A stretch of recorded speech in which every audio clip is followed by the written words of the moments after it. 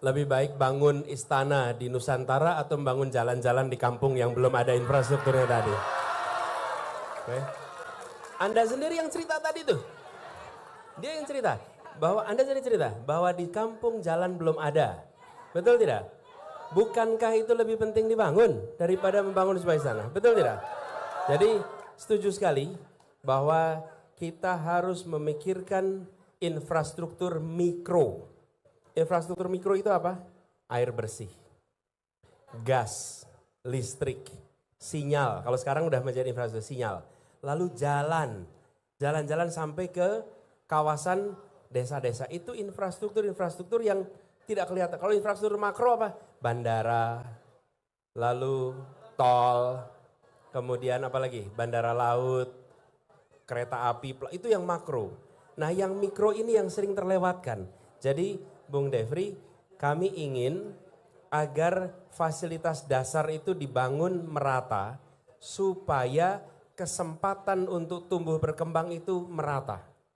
Kalau infrastruktur dasar itu tidak merata, maka begitu ada peluang yang punya konektivitas tumbuh, yang tidak punya konektivitas tertinggal. Nah, kami melihat Indonesia ini luas. Jangan hanya membangun di satu lokasi. Karena itulah mengapa kita merencanakan mengupgrade lebih dari 40 kota di seluruh Indonesia. Di-upgrade kota-kota itu supaya tumbuh berkembang. Jadi seperti sekarang nih, ini kita di kota mana nih? Tanah datar, lalu Solo, ada Pariaman, ada Padang. Itu semua dinaikkan infrastrukturnya supaya dia bisa menjadi pusat-pusat perekonomian.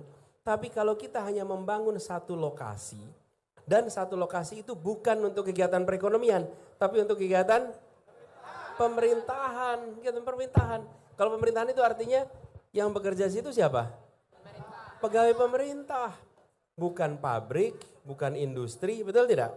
Nah, jadi kami ingin anggaran kita yang terbatas itu dipakai untuk membiayai kebutuhan negeri daripada keinginan 1-2 orang. Nih, kita di rumah tangga biasa kan, ini kebutuhan atau keinginan?